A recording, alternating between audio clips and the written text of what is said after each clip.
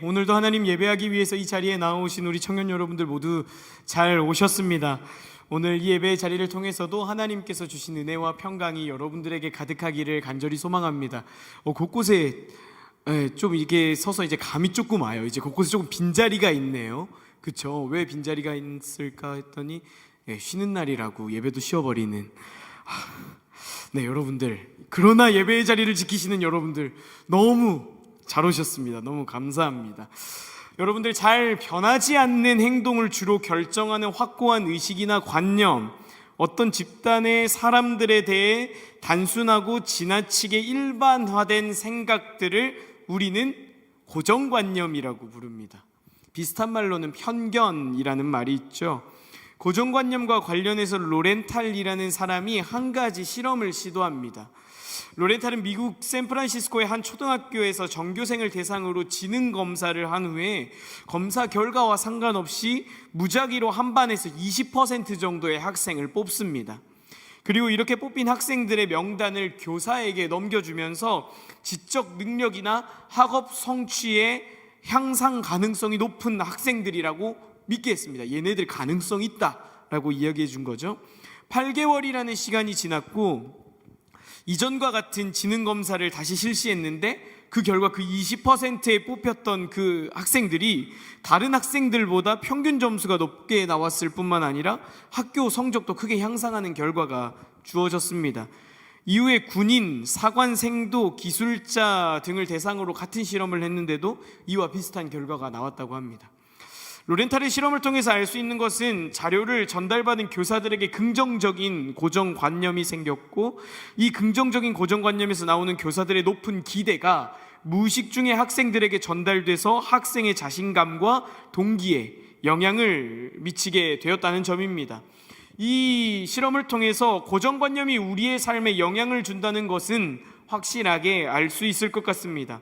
이처럼 고정관념은 우리에게 긍정적인 영향을 주기도 하지만 반대로 때때로 고정관념은 우리에게 부정적인 영향을 미치기도 하죠.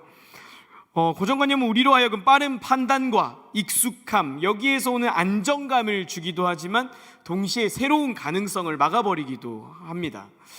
오늘 본문도 고정관념의 부정적인 예시를 보여주고 있습니다. 오늘 우리에게 주어진 하나님 말씀을 통해서 우리 자신을 좀 되돌아보고 우리의 신앙을 조금 더 건강하게 세워가는 시간이 되기를 소망합니다.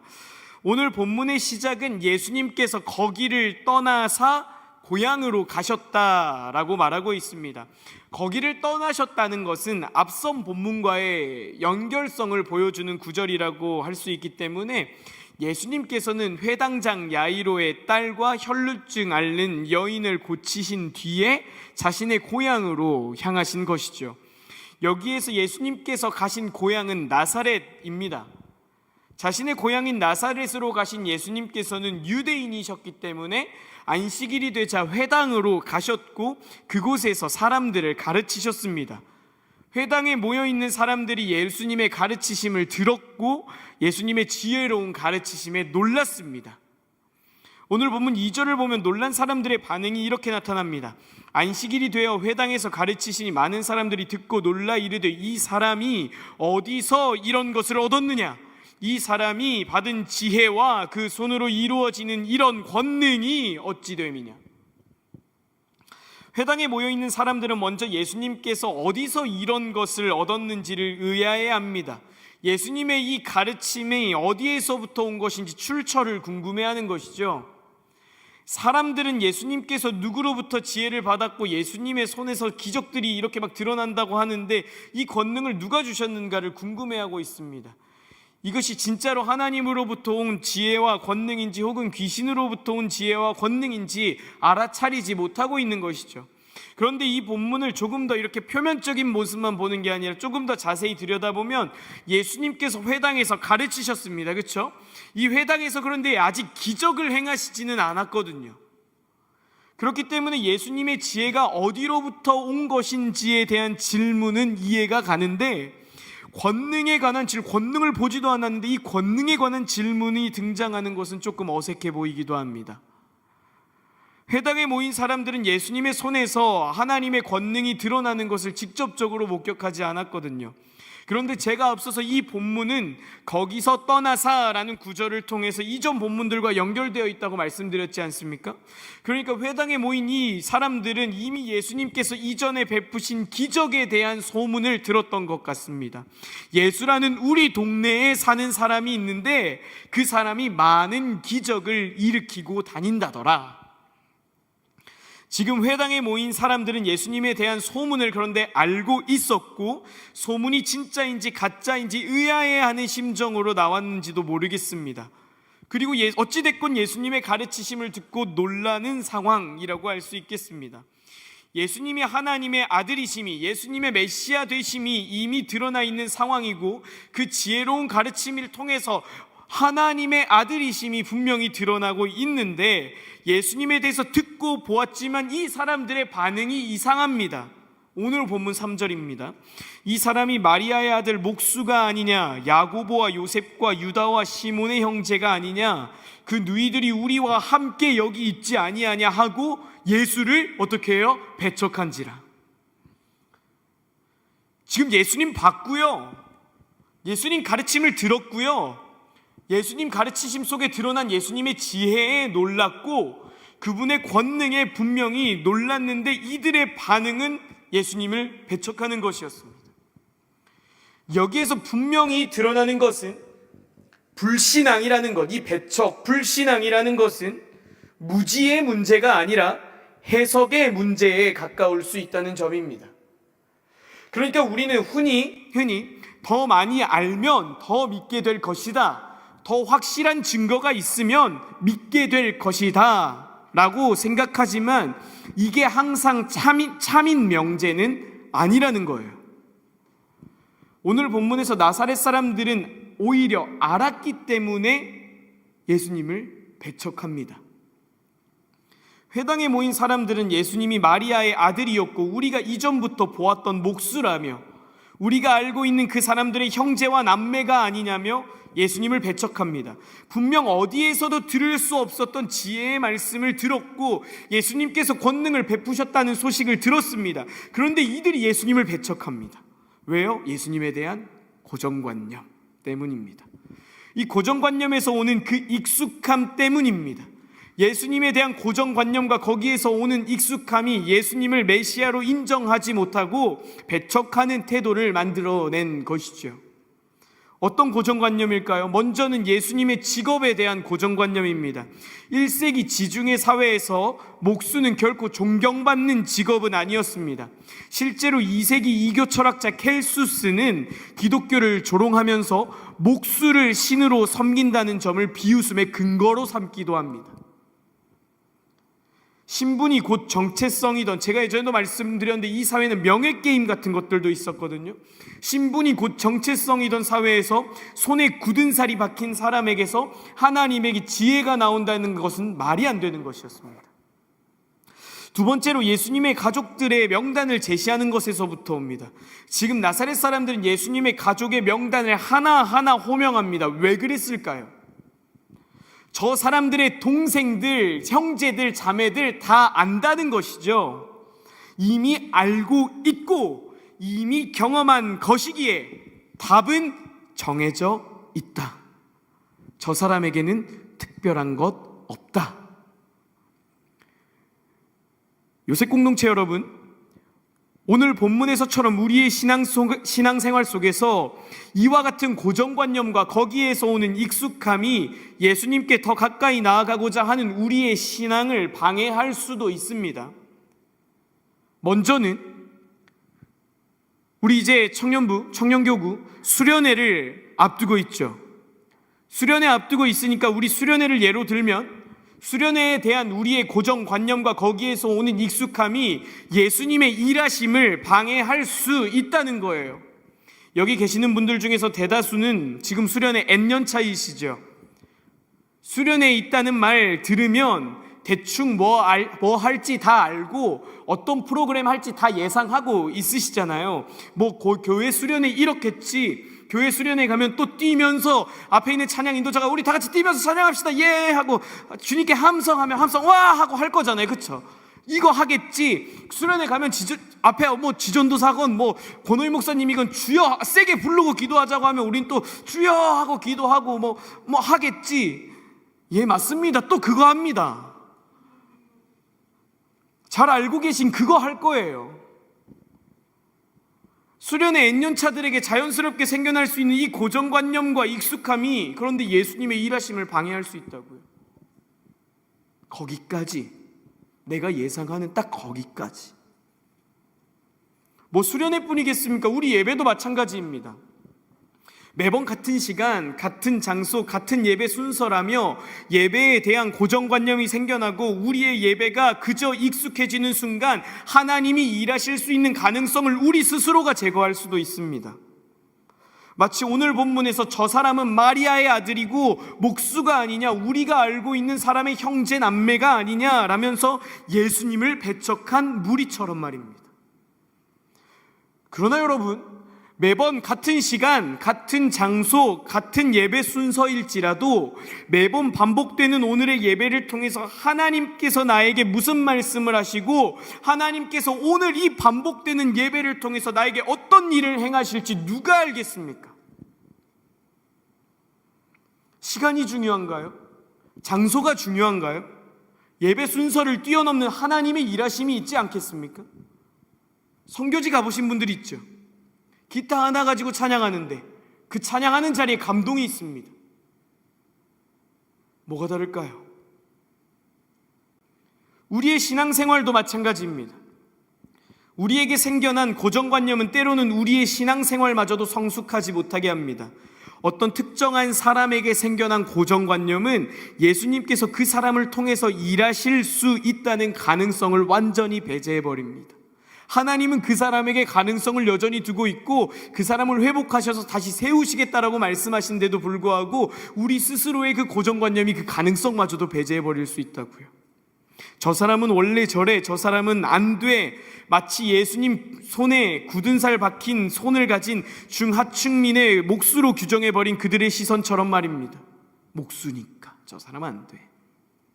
이 고정관념이 내가 안 된다고 하는 그 사람을 변화시키고 그 사람을 통해서 일하실 하나님의 가능성을 제거해버리는 것이죠.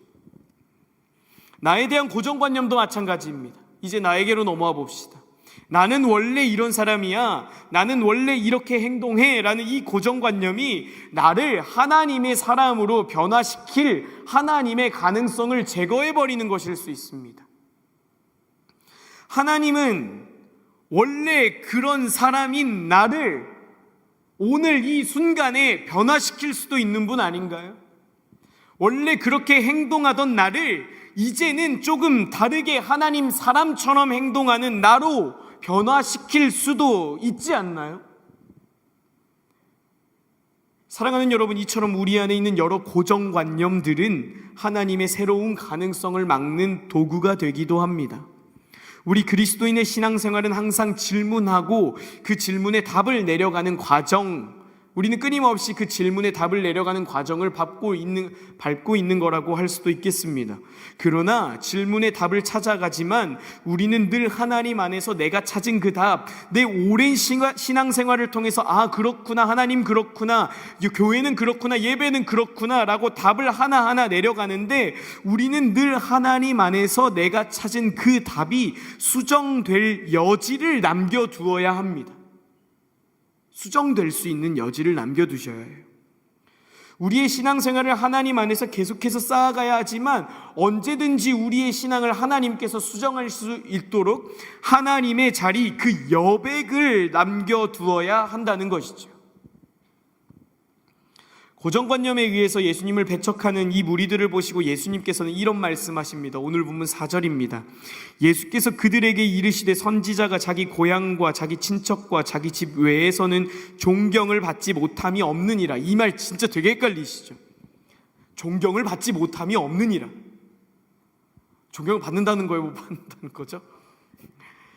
이 문해력이 필요합니다. 약간 집 외에서는 존경을 받지 못함이 없다. 존경을 받는다는 말이죠. 근데 어디에서요? 집 외에서요.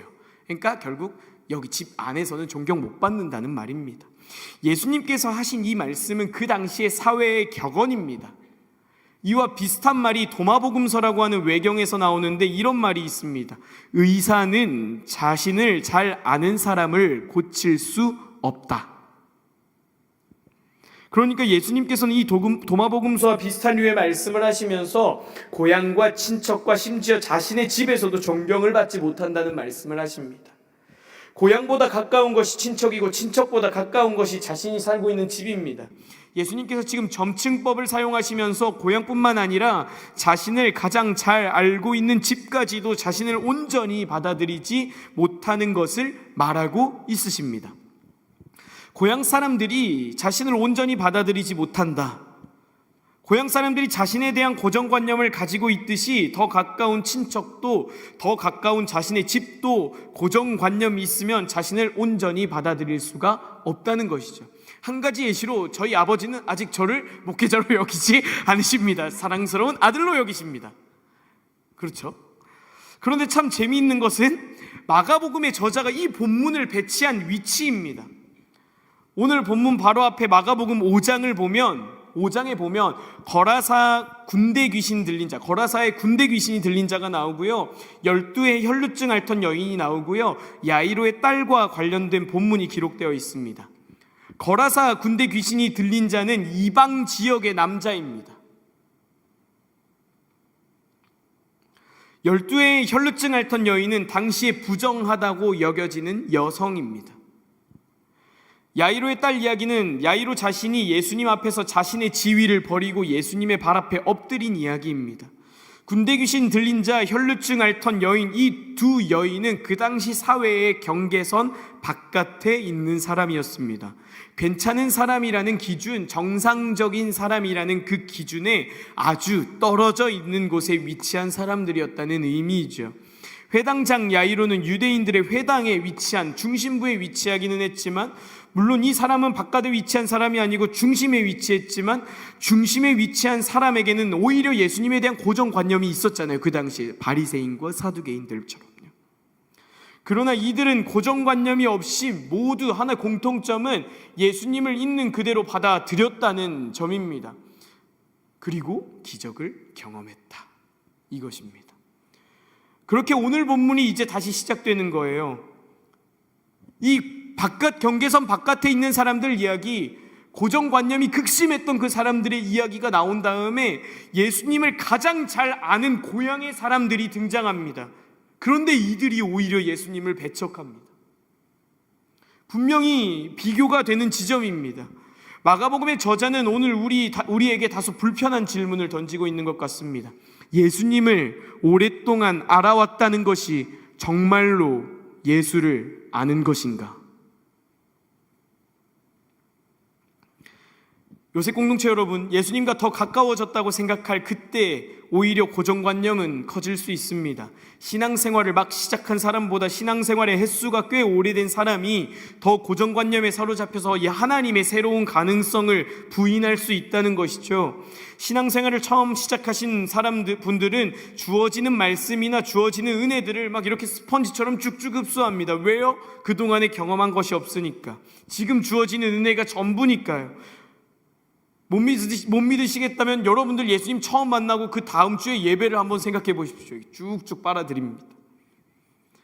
물론 처음 신앙생활을 시작하는 사람들도 신앙생활을 하기 이전에 가지고 있던 이 고정관념을 제거하지 않으면, 이전의 삶을 제거하지 않으면 은혜가 들어가지 않는 것은 마찬가지입니다만, 예수님에게 마음을 어느 정도 열었다는 전제하에 신앙생활을 처음 시작하는 사람들은 대체적으로 주어진 은혜들을 그대로 받습니다. 그런데 신앙생활의 횟수가 오래된 사람들은 은혜가 주어지는 자리에서도 익숙함 때문에 은혜를 온전히 받아들이지 못하는 경우들을 보기도 합니다. 하나님께 집중해야 할 시간에 찬양팀에게 집중하고 있고, 하나님께 집중해야 할 시간에 오늘 예배 분위기는 어떤지에 집중하고 있고, 하나님께 집중해야 할 시간에 어떤 사역을 할지, 일을 어떻게 진행할지를 머릿속에서 생각하고 있습니다. 왜요? 이미 알아서요. 이미 은혜의 자리에 대한 고정관념이 생겨서요. 오늘 본문은 이렇게 고정관념이 생긴 자리를 이렇게 설명합니다. 오늘 본문 5절입니다. 거기서는 아무 권능도 행하실 수 없어 다만 소수의 병자에게 안수하여 고치실 뿐이었고, 예수님께 권능이 없어서가 아니죠. 이전 단락을 보면, 그리고 복음서 자체를 살펴봐도 예수님은 하나님의 아들이시기 때문에 권능을 가지고 있으신 분이시죠. 그런데 예수님께서는 여기에서는 아무 권능도 행하실 수 없었답니다. 고정관념이 이미 자리 잡은 그곳에서는 아무 권능도 행하실 수 없었다고 합니다. 그런데 그 권능이 누구에게 드러나죠? 병을 앓고 있는 소수의 환자들에게 드러납니다. 왜요? 병을 앓고 있는 사람은 고정관념이고 뭐고 일단 예수님 한 분 붙들어야 살거든요. 예수님이 어떻고 저쩌고 이거 신경 쓸 겨를이 없어요. 이 사람은 삶의 끝자락에서 지푸라기 잡는 심정으로 예수님 붙들고 나아가거든요. 그렇게 예수님 받아들인 그들에게는 권능이 그 자리에서도 드러났습니다. 이후에 오늘 본문 6절은 이 단락을 이런 말로 마무리합니다. 그들이 믿지 않음을 이상히 여기셨더라. 결국 고정관념은 믿음과 직결된 문제입니다. 믿음이란 예수가 그리스도 되심을 믿고 예수님께서 그리스도가 되시기에 예수님을 따라서 살아가는 것까지를 의미합니다. 회당의 무리들이 예수님의 가르침이 지혜로운 가르침 몰랐던 것 아니죠. 그들은 예수님 말씀을 듣기도 했죠. 그 말씀이 지혜로운 가르침이라고 느끼기도 했죠. 회당에 모인 무리들은 예수님께서 권능을 베푸셨다는 소식도 들었죠. 그러면 권능 베푸셨다는 소식도 알고 있었겠죠. 그러나 이들은 듣고 알았지만 그것을 따라가지는 않았습니다. 그런데 사실 고정관념이라는 거 제가 계속해서 이야기하지만 한편으로는 우리의 인생에서 당연한 것이다, 없앨 수가 없다라고 생각이 드는 게 있습니다. 왜냐하면 우리의 인생은 늘 보고 경험하는 것들이 있습니다. 이것들이 쌓이면 우리는 자연스럽게 삶의 기준이 생기고 삶의 방향성을 정하는 것이죠. 보고 듣는 것들, 내가 경험한 것들에 의해서 자연스럽게 내가 판단하고 사고하고 결정하잖아요. 그렇게 고정관념 자연스럽게 생겨납니다. 그런데 오늘 본문이 말하는 것은 내가 쌓아온 이러한 고정관념이 전부가 아니다라는 거예요. 우리가 그동안 쌓아온 경험들이나 가치관으로 판단하지만 하나님의 일은 그 쌓은 경험과 가치관대로만 이루어지는 것은 아니다라는 거죠. 1917년 러시아의 문학이론가 빅토르 시클롭스키는 기법으로의 예술이라는 짧은 글에서 인간이 인식하는 것의 근본 문제를 지적했습니다. 그는 습관화가 우리의 일상을 통째로 집어삼킨다고 주장했습니다. 그러니까 사물도, 옷도, 가구도, 심지어 오래 함께 산 아내와 전쟁의 공포까지도 익숙해지는 순간 더 이상 보이지 않게 된다는 것입니다. 참 맞는 말인 것 같습니다. 우리 러시아 우크라이나 전쟁 터졌을 때 오늘날의 전쟁이 말이 되냐며 전 세계가 경악했습니다. 그런데 지금은요,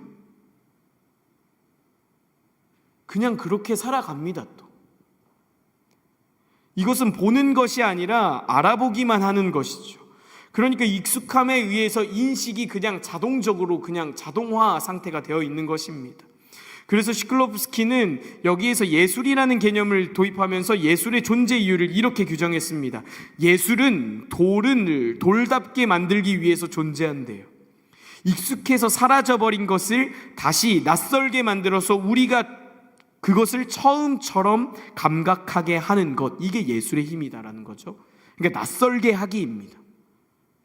그냥 무심코 지나치는 돌인데 이 돌 가지고 뭔가 작품을 만들면 이게 낯설게 보인다는 거예요. 여러분, 예술의 힘이 낯설게 하기에 쏘듯이 우리는 우리의 삶에서 이 익숙함을 낯설게 여길 때에 비로소 예수님의 은혜를 발견하고 인식할 수 있습니다. 그래서 수많은 예술가들이, 기독교 신앙을 가진 예술가들이 기독교 신앙을 예술을 통해서 재인식하게 하는 것 아니겠습니까? 새롭게 보라고. 물론 예술을 통해서 낯설게 하기를 경험하지만 이 예술이라는 건 또 한편으로는 영감의 영역이 아닌가 싶은 것이 있습니다. 그런데 우리 신앙인들은 예술인이 아니라 이제 신앙인들은 이 영감이라는 것은 성령에서부터 온다고 말하는 사람들입니다. 깨닫게 하시고 가르치시는 그 영감이 성령으로부터 온다.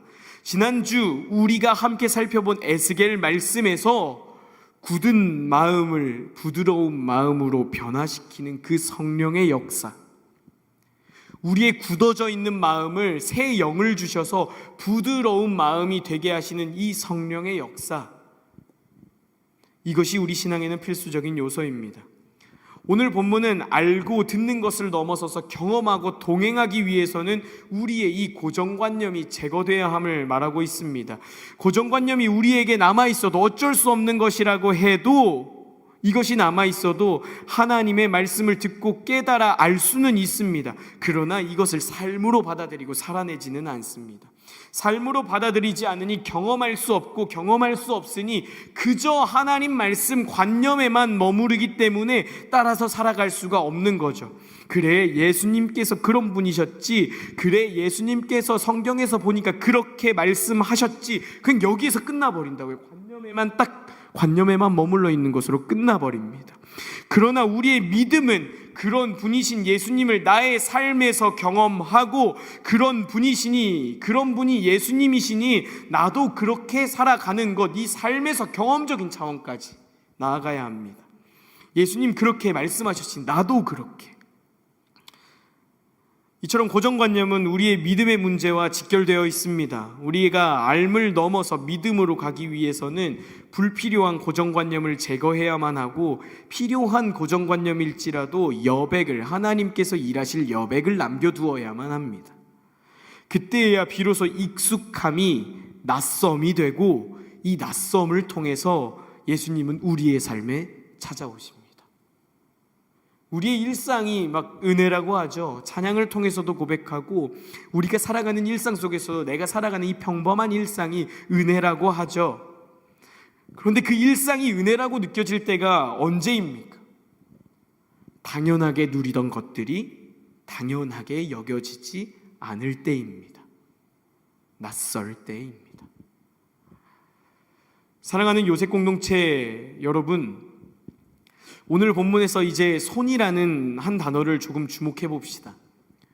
오늘 본문에는 예수님의 손이 예수님이 손이 3번 등장합니다. 먼저 2절입니다.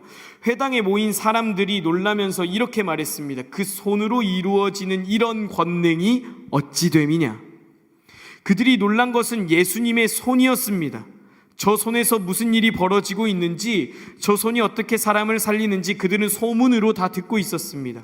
그런데 3절에서 그들이 예수님을 밀어낼 때 붙든 것도 결국 같은 손이었습니다. 이 사람이 마리아의 아들 목수가 아니냐. 목수의 손입니다. 굳은 살 박히고 나무 먼지가 끼어 있고 매일 아침 연장을 쥐던 손, 어릴 때부터 마을 사람들이 수도 없이 봐왔던 그 손이 그들에게는 예수님을 결정하는 결정적 증거였습니다. 저 손이 무슨 일을 하겠냐? 여러분, 여기서 참 이상한 일이 있습니다. 예수님께서는 근데 그 말을 부인하지 않으셨습니다. 나 목수 아니다 라고 하지 않으셨어요. 왜냐하면 그 말은 사실이었기 때문입니다. 예수님의 손은 정말로 목수의 손이었습니다. 그리고 5절을 보십시오. 마을 전체가 등을 돌린 그 자리에서 그 손이 무엇을 합니까? 다만 소수의 병자에게 안수하고 고치실 뿐이었고, 안수한다는 말은 손을 얻는다는 말입니다. 온 동네가 그 손을 보고 문을 닫아 걸었는데도 예수님의 그 손은 여전히 누군가 위에 얹혀 있습니다. 거두지 않으셨습니다. 그리고 우리는 그 손이 마지막에 어디에 놓여 있는지를 알고 있습니다. 그들이 하찮게 여겼던 그 목수의 손에 목수가 평생 다루던 그 못이 박혔습니다. 저 손이 무슨 일을 하겠어라고 했던 바로 그 손이 결국 우리를 살린 손이 되었습니다. 고정관념의 무서움이 여기 있습니다. 여러분, 고정관념은 거짓말을 하지 않습니다. 나사렛 사람들이 한 말, 목수의 아들 아니냐, 형제자매 이야기한 거 전부 맞는 말이었어요. 예수님은 정말 마리아의 아들이 맞았고, 정말 목수가 맞았고, 야곱과 요셉과 유다와 시몬의 형인 것도 맞았습니다. 그들은 틀린 말을 한 게 아닙니다. 다만 맞는 말 앞에서 멈춰섰을 뿐입니다. 사실은 정확히 알았지만 그 사실 너머에 계신 분은 끝내 보지 못했습니다. 그럼 우리는요? 우리는 보고 듣고 경험한 사실에 의해서 생겨난 고정관념에서 벗어나서 살아갈 수 없습니다. 우리는 진공 상태에서 살아가는 것이 아니기 때문입니다. 그러나 내가 아는 것이 정말 전부입니까? 내가 아는 그 사실이 정말 전부입니까? 네, 반주해 주시고 찬양팀 올라오시고